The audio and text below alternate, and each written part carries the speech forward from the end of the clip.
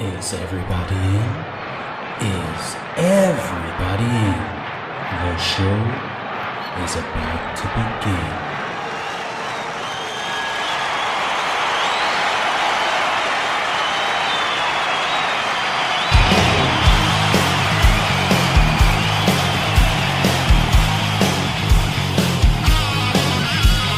Welcome to the podcast, concerts that made us, interviews and stories, tales from the bus. We love taking you back to when it all went down, the greatest live shows and the cheering crowd sound. It's concerts that made us, concerts.madeus.com.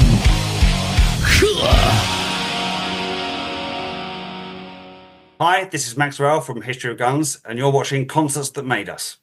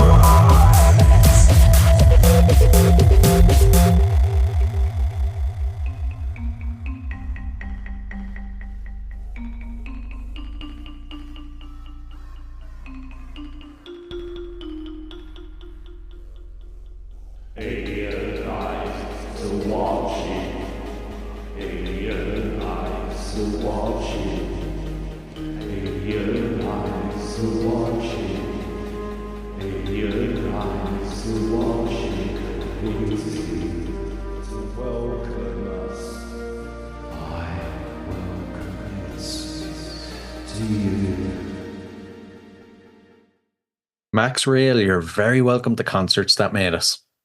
Thank you for having me. Now, first off, History of Guns recently released a video for What's Buried Will Rise. It's off your new album, Half Life. It's weird, it's interesting. I like it. Take us a bit deeper into the production of the video. Well, yeah.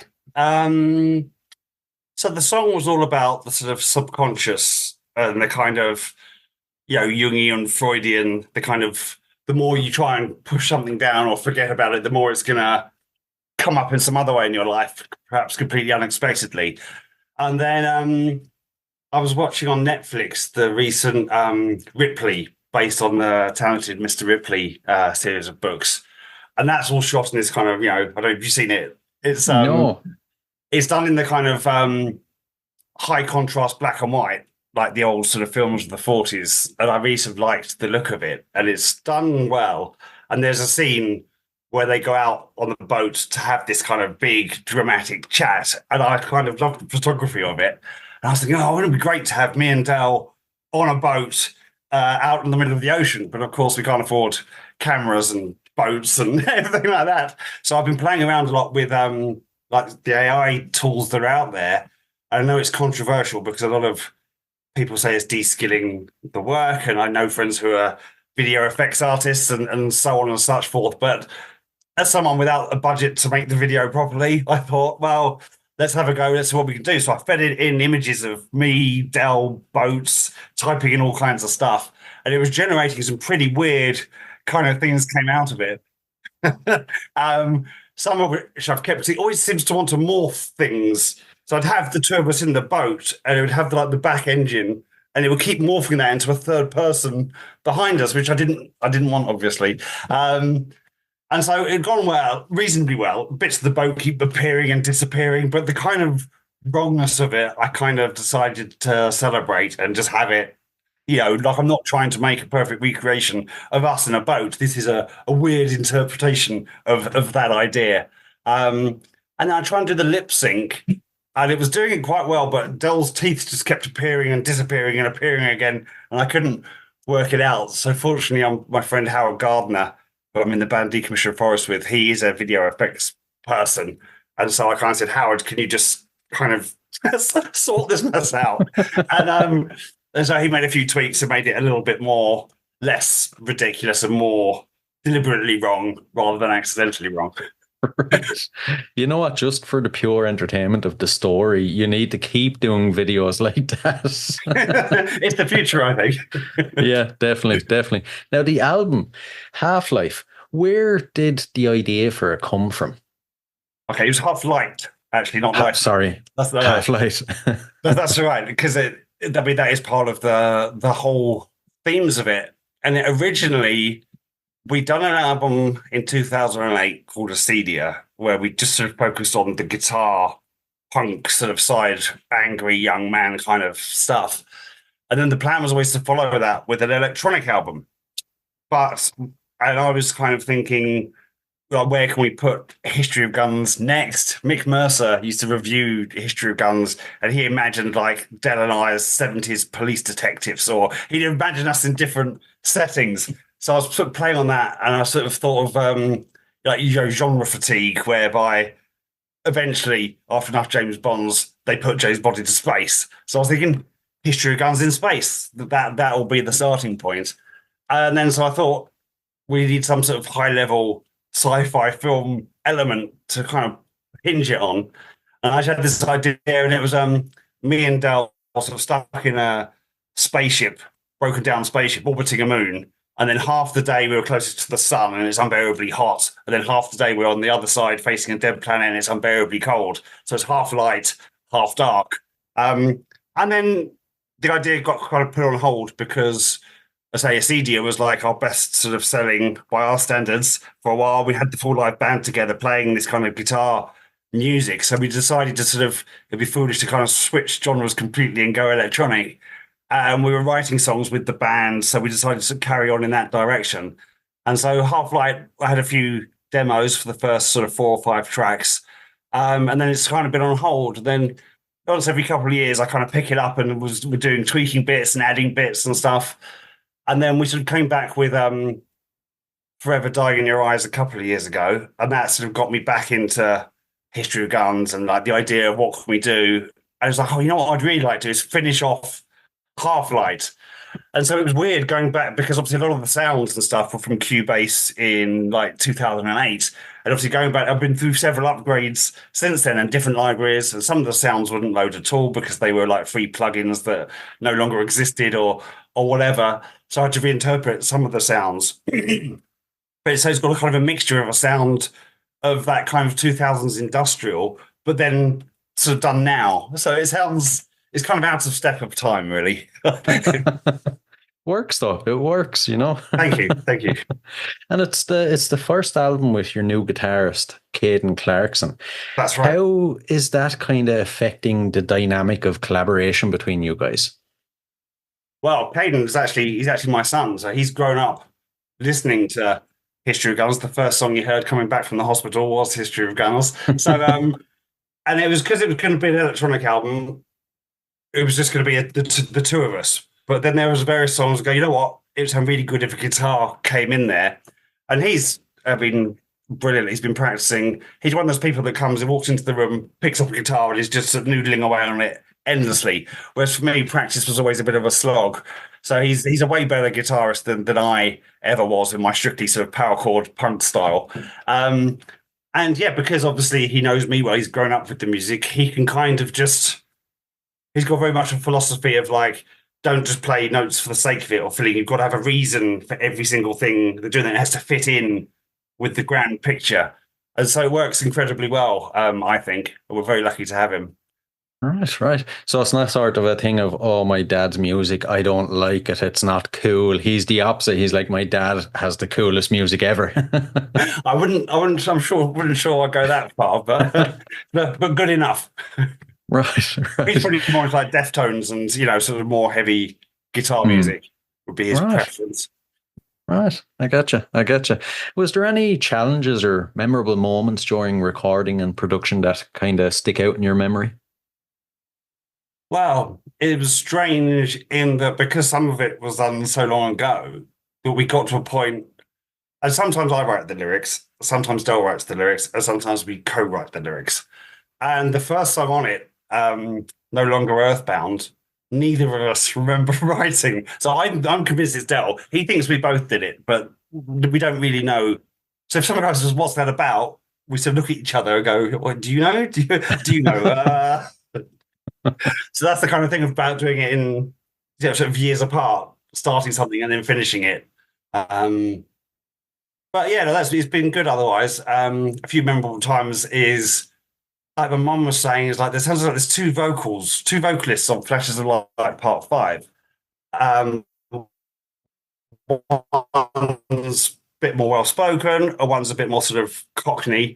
And I said, no, they're both Dell. You see, what I do is I go around after work where he's sober, do the recording of him, and that's the more well spoken one. And then I go around on Sunday after he's had a couple of bottles of wine, and that's where he's all shouty and cockney and often arguing with himself. So it sounds like there's two vocalists, but it's actually just two different aspects of Dell. I actually love that. That's the first time I've ever heard anything like that. There's a good song where before where the drunk Dell started shouting at the other Dell, going, "Where's your energy? Where's your attitude?" Oh man, how would you, if you did try to do that live, how are you going to play the drunk Dell or Dell is all Dells at once? Right. The album, it was mastered by Pete Marr, who's worked with U2, Pixies, Nick Cave, to name a few. What was it like, you know, being in such good hands? So the last few projects I've done through Pete Marr, because he is brilliant. And, you know, he works for, you know, major labels, big artists. And then he has like this sort of smaller, unsigned artist rate, because he's a very big believer in the underground and upcoming bands and supporting that kind of stuff. So just even getting his feedback on things is always, you know, it's like, he's very kind to do it, because obviously he doesn't do it for the money. He does it for the love. So we're very lucky to be in. And at least for me, a lot of bands, you know, master their own stuff, but I think it's imperative that the person mastering it shouldn't be the person that mixed it. It should be fresh ears. And there's a lot of responsibility. I always hated doing it. So I'm very glad I go, I've got Pete Marr on our side, on our team.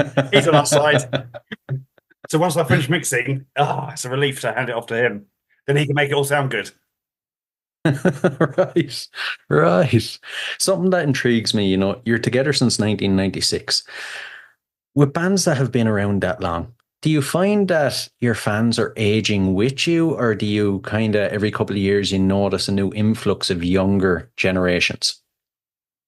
That's an excellent question. It depends, because a lot of it comes down to when you're gigging and the type of gigs you're doing. Whereas if it's just us, fair enough, then we'll pull along the same people who've been with us for a while.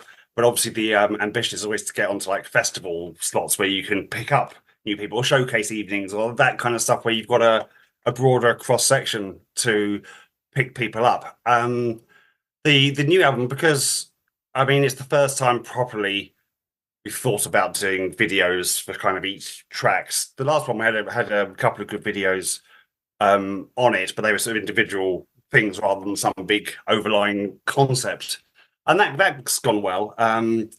We've got Shauna from Shameless Promotions PR doing putting it out there, and that, I say, that makes a huge difference, because you can make the best album in the world, but if nobody hears it, nobody's going to care, and that's half the battle. Because obviously computers, laptops, Ableton have made it so much easier for people to produce music without the cost that used to cost to going into a studio.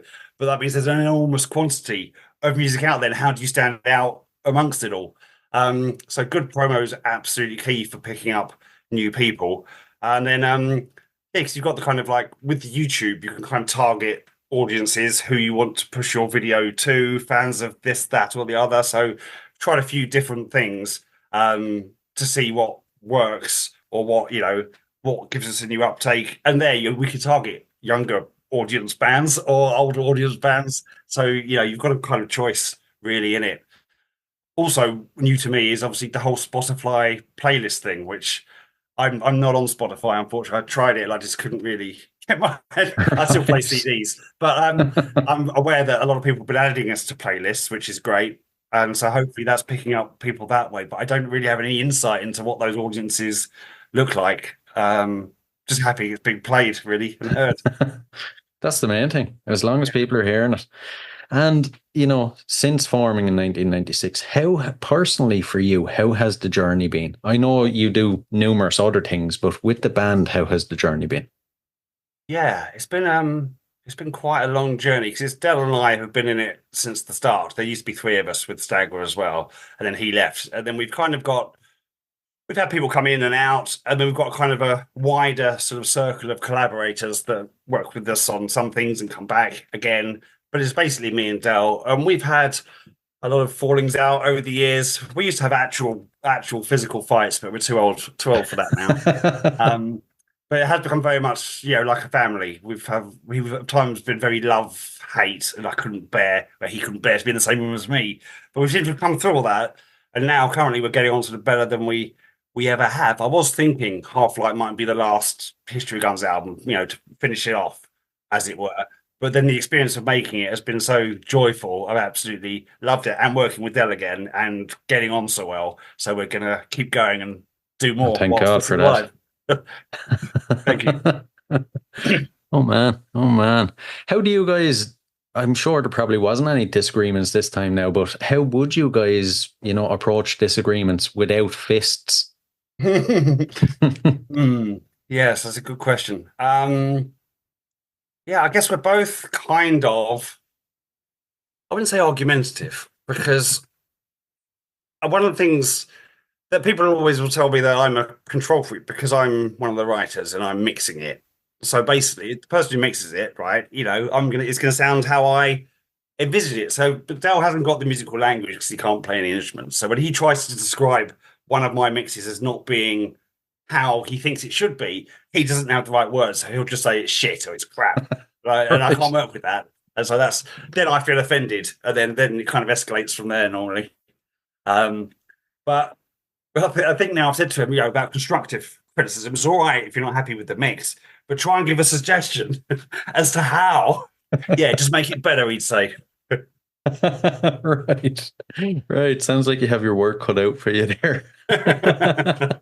sometimes. But we're both happy with the new album. It was after a CD, we did album 4, and neither of us were happy with it or are happy with it. It got some good moments on it, but that's what we were really arguing. We weren't in a good place, really. I couldn't get a sober take out of him. I kept doing so many takes over and over. So in the end, I decided it was part of the theme of it was disintegration. So I kept these really drunk sort of takes in there. But now listening back, we both sort of cringe and regret that decision. Right. Okay. Okay. Maybe time for a time machine. Yes, definitely. Yeah. And, the podcast is called Concerts That Made Us. So I have to ask you some concert related questions. I'll start you off easy. As a concert goer, what concerts would you say have made you? Wow. There's two different kinds of, well, three probably. I used to be a big into festivals, going to the festivals and loving the kind of, going from stage to stage in a bit of a haze and just picking up and just discovering new things or following it in a whole, you've got a gang of friends all together for an extended period of time. Or like the Whitby Gothic weekend. We used to go to that all the time. So that's very much a sense of community there. Then I've got bands that I've followed for a long time, so like Main Street Preachers or something like, or Marillion. And there, we used to travel to go to gigs. And so I'd meet up with people from the fan lists. And so I've got quite a lot of people I know are from gigs. And then I meet up with them only at gigs. Carter is another one with Jim Bob. So it's nice when Jim Bob goes on tour, not just because Jim Bob's going on tour, but I get to see lots of my friends that I don't normally otherwise would see. Yeah, I did say there was three. Can't think what the other third type was going to be. It's probably more sort of club, more like immersive kind of where you're in a world of music, less social, a bit like clubbing, but like a band like Swans or something like that. And I didn't get to see Coil. I was due to see Coil play at a disused underground station, but the gig got called off for health and safety reasons, and then John Balance was dead. And then I was like, I think he did it on purpose, really, just to spite me sometimes. But yeah, that's the kind of way where you're in, the music transports you to another world. Howard Gardner, actually, he does one of his acts, Pillars of Golden Misery, and I saw him play recently, and it was like, when it finished, and it was like, just being like you've arrived back in your body. It's like, where did I just go? So that's the transportative, otherworldly element. I think that's the three bits I think that make up a good gig for me. Yeah.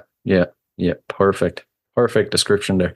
And growing up, how did your local music scene kind of influence your later sound, or did it? So growing up, I was in a band, like at a secondary school, like a lot of people, but there weren't really any venues around here. We played at like a sailing base, a few weekends, weird social functions. But then it was all about going up into London, like the Rock Garden in Covent Garden, or there was the Powerhouse, the Mean Fiddler, these kind of venues. But we'd kind of, because we were a school band, we'd sort of hire a coach and we'd be ferrying in all our friends from school up to the gig. Didn't really succeed in building a London audience. We were carrying our fans around with us, which was one thing. Then sort of later in life, I moved to Hertford, which had an actual gig venue in the Marquee. It was called Hertford Marquee. And that's where History of Guns played one of our sort of, when we first got the big 5-piece lineup with the live drums and everything. And there's footage on YouTube of that. And that was really good feeling, because they have Rock in the Castle. And then on bank holidays, they used to do this magical mystery tour where all the pubs in the town have bands on all day. So that was a really great thing to be a part of. And I miss it, really. We haven't done it for a while. Yeah. Man, you'll have to try bring it back. We are trying to. And, fans, they've noticed you guys haven't played any live shows in quite some time.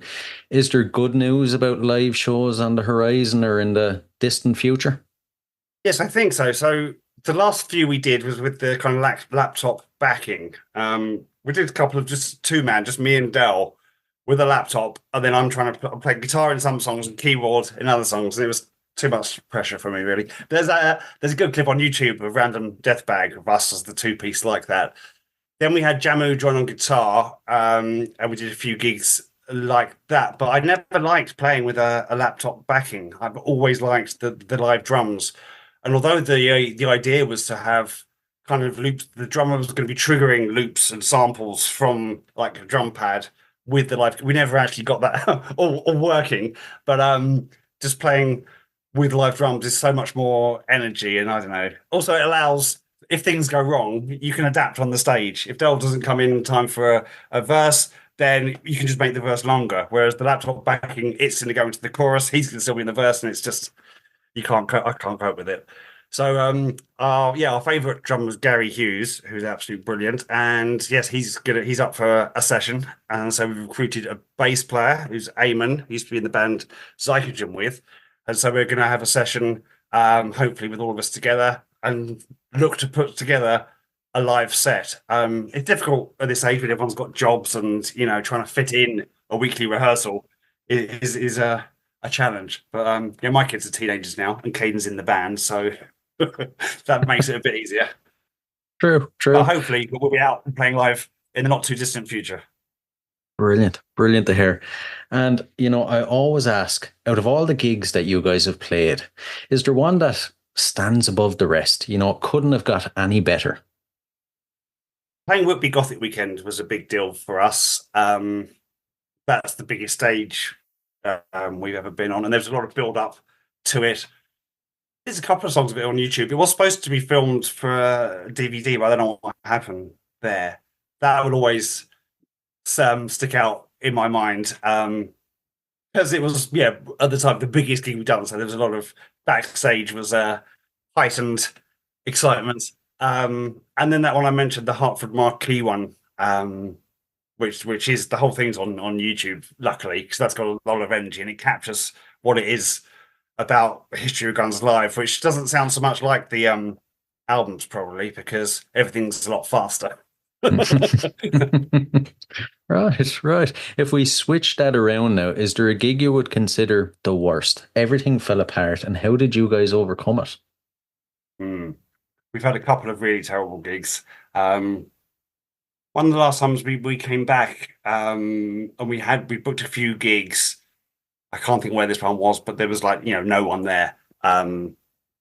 Just playing to an empty room, essentially. There might have been one man and a dog. I can't even remember that. But, and in that situation, you have to go, well, we'll treat it as a rehearsal, give it everything we've got. And even if you're not playing to anyone, there wasn't even any other bands on the bill. So it's not like sometimes if you get a poorly attended event, at least you're playing to the other bands that are, there weren't any. Lovely. Other things is just where things have gone wrong, particularly Dell trying to work with the laptop backing. Right. And back in those days, when it came to showtime, how did you psych yourself up? And then afterwards, how did you guys wind down? Yes. We learned the hard way that getting to the venue, sound checking and starting drinking wasn't a good idea. Which is difficult, because then you're hanging around and there's beer everywhere. You're in the venue. You've got a couple of hours to kill. It is tricky. I always think it's good to get out of the venue if you can. Go and have something to eat, but then we don't like to be bloated on stage, of course. So it's tricky. I mean, with Decommissioned Forests, I generally have a book. I take myself off somewhere. And I do transcendental meditation. I tend to go off solitary. But with History of Guns, we generally were all together. And we've had people in the band that like wind-ups, and so there'll be that kind of... I'm not a big fan of banter or tricks, but when people are bored backstage, and we've had people of that sort of mentality that love to wind each other up. Afterwards, that is a tricky one, because there's always so much adrenaline flowing. That's why I prefer it sometimes when we're earlier on in the bill, then I can watch the rest of the bands and dance and get that out of my system. Because there have been times I've come home and I'm just watching television, buzzing. I've got work tomorrow, I need to go to sleep, but you can't. No, that has to be one of the worst points in being a musician when you have to get up early for work next morning and you're still Yeah. buzzing. Yeah, and I think a lot of those people who perform who need that kind of validation of the crowd and live for the applause. Then when the gig's over, you don't want to go back to that hotel room by yourself and just be confronted with your own. And so a lot of these guys party hard. Yeah, yeah. I'm sure many listeners are wondering as well, and I feel like I'm obliged to ask this question. With your son in the band, how are you going to approach live shows? And I'd imagine there's not going to be a whole lot of partying or something like that. You'll have to set an example. I'm a lot older now. I've mellowed out a lot. Yeah, I hadn't thought that far ahead, but he's very sensible. Yeah, he's done his GCSEs. He's about to start A levels, but I think like a lot of the young people these days, doesn't seem interested in the hedonistic kind of side of, like Generation X perhaps was more into destruction, getting smashed, whatever. Doesn't seem to have that as part of his makeup. So yeah, we'll see. So I think that means I can have a few drinks afterwards, and he'll be able to drive me home. I was just going to say he'll be keeping you on a leash, so I think so. But no matter how bad I am, Del is always worse, you see. So that's why I get away with a lot. Right. And before we dive into the last couple of questions, then, future plans, is there more videos, more singles? What can you share with us? Yeah, so I mean, at one point we were going to try and do a video for every track, but that's probably a bit ambitious. But we have got Howard Gardner, bless his heart, has done a short film, which is Drug Castle, which is one of the longer tracks on the album, and then the track after it, Survive the Night. And he's very David Lynch inspired. One of the previous videos that my daughter filmed was in the woods here. We had a kind of table with a cloth on it and a pyramid. And I've got like a oscilloscope, and we're playing things and that kind of thing. So we kind of had the oscilloscope and the pyramid and stuff on the beach with a fire. And then it's like we're kind of doing a little ritual to try and summon these alien creatures. And then, of course, Howard's a VFX wizard, so he's actually got the aliens appearing or weird things happening around us. And it's like a 10-minute short film. So rather than a music video, because that track is very much, there's a lot of spoken word, there's like weird noises and atmospheres. So yeah, we're saying we're going to present it as a short film. There's an open mic short film festival that runs in London called Kino, where we've had stuff before. So we're going to try and debut it there, and then release it to YouTube. Then I think I might still do something for Flashes Light Part 5 myself, but that'll be some deranged AI gone wrong kind of thing. Then the last thing of part of this promotional cycle is we're going to do an EP where, like, one of the tracks that's all electronic, I've done a kind of like opposite of a remix, like a demix, where I've taken all the drum loops and the synths off and recorded like proper like live drum sounds, and then Caden's put a lot of heavy guitar on it. So we've worked it from a electronic track back into a rock track. One of my friends was going to do a remix of Survive the Night, but I don't know if that'll be done in time. And then we've got like a couple of tracks that didn't make the album, and then alternative versions. So it's going to be like a little EP of extras or additions. Not sure what we're going to call it, because it's wanting something to do with Half Light. So it might be Eclipse EP, I thought. Maybe Quarter Light, I'm not quite sure. But that'll be the last thing. Say goodbye to this project, and then we'll be on to the next one. Right. I was just going to ask, are you the type of band that you let a project breed for a while before you start working on the next one, or have you actually started thinking of the next one yet? We've already started. I was getting carried away because there's a time, obviously, once you finish mixing the album, so they go off being mastered, and then the manufacturing the CDs, there's always a few months lead time before it actually comes out. And yeah, we were on a roll, and we kind of wanted to go in the guitar direction. So yeah, no, we've got a working title, which is Rage and Reflect. And we've got 4 songs, I think, so far, kind of sketched out for it. But knowing us, or knowing me rather, I'll do so much work on it, and then I'll stop, and I'll get involved in other projects, other things. And then after a while, come back to it, rearrange it, and go, oh, that doesn't belong there. And, So we won't be rushed out, but we've got an idea and a concept and have started work, which makes me happy. Okay. Well, hopefully you don't leave it so long that you find that the sounds and the plugins don't exist anymore for this one. Definitely not. We've built some good momentum here, so we want to kind of keep going. And then if we can gig live as well, Yeah. That's the plan. Exactly. I like it. Right. The last couple of questions. There are a couple of random fun ones. First off, besides music, what are you currently obsessed with? Wow. I get I'm very much into films, and I get obsessed same with books. Like, I read one Murakami book, then I'm going to read all the Murakami books. And I, for some reason, completely missed out on Pressburger and Powell, British kind of alternative filmmakers in the 40s. And I watched one of theirs, A Matter of Life and Death, because it was on BBC iPlayer.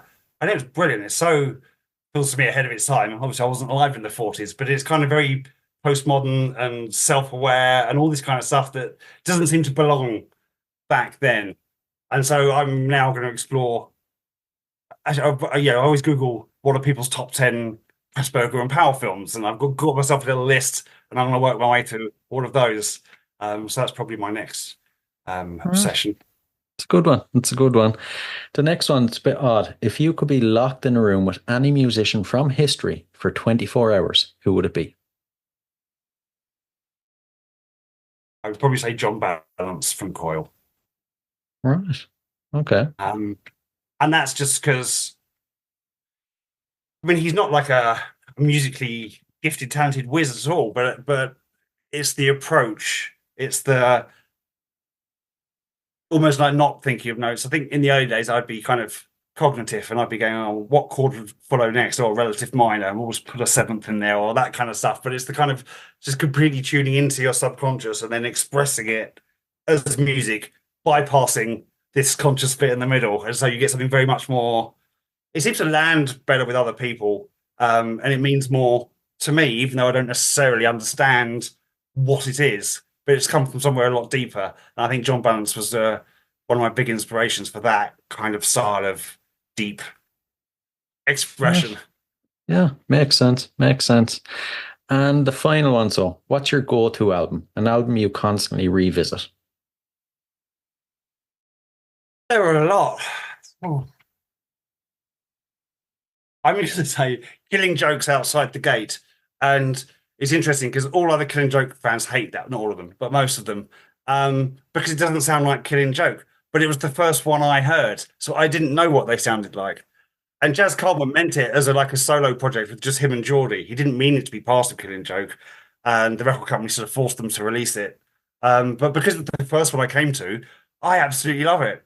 And I'll always come back to it. It's kind of demented 80s goth pop, but with like a prog. It's like a kind of genre that I've never heard anywhere else and doesn't exist anywhere else. Possibly for good reason, but I love it. Right. I think that's actually a very fitting album for you as well, and history of guns. Yes. I love it. Listen, Max, this has genuinely been a hell of a lot of fun. Thanks a million. Thank you so much for having me, Brian. I appreciate it. Take care.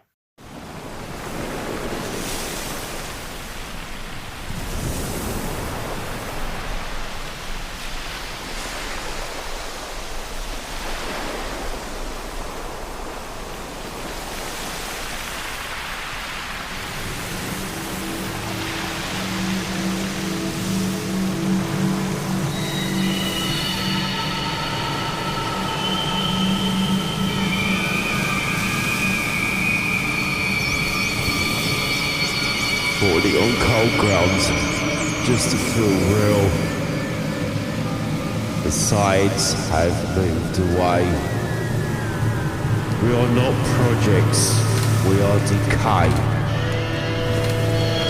To think it fast must make it stop. Pick up your poison, mine does the rest.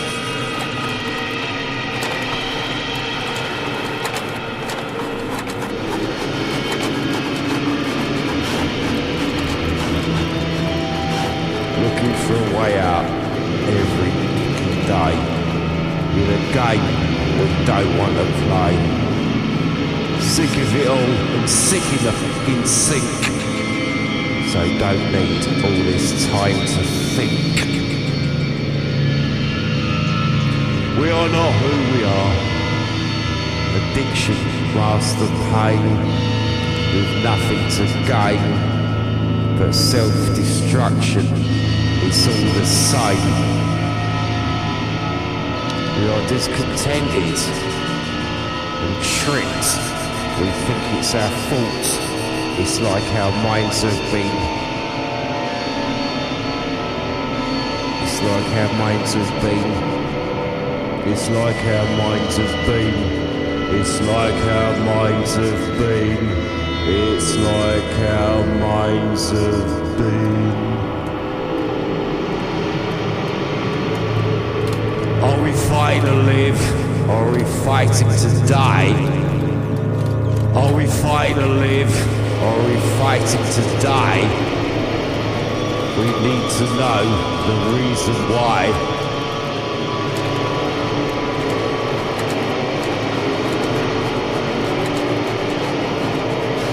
Do you want to hear how we want to turn off? Do you want to know how we want to turn all the pain off? And yes, we think about it every day.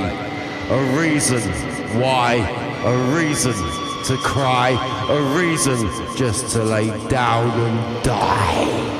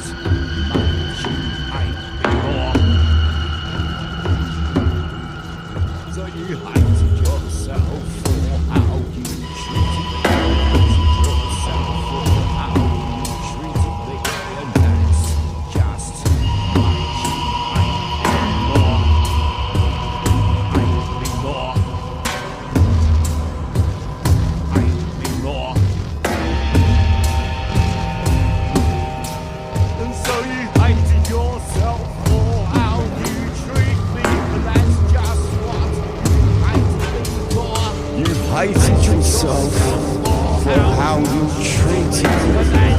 You hated yourself for how you treated me. And you hated yourself for how you treated me.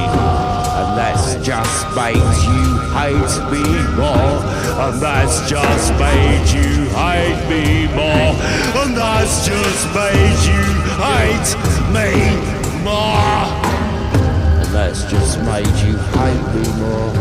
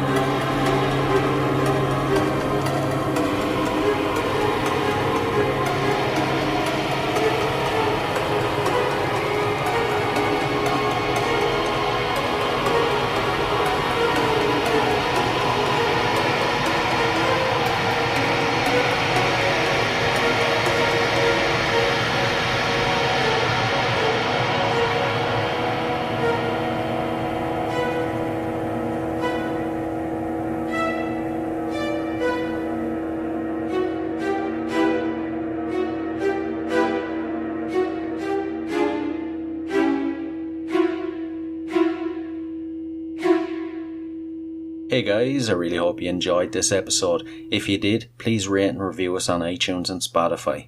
And if you're interested in signing up to Band Builder Academy, use the link in the show notes below and enter the code CONCERTS and you'll receive 10% off. So, until next time, keep rocking.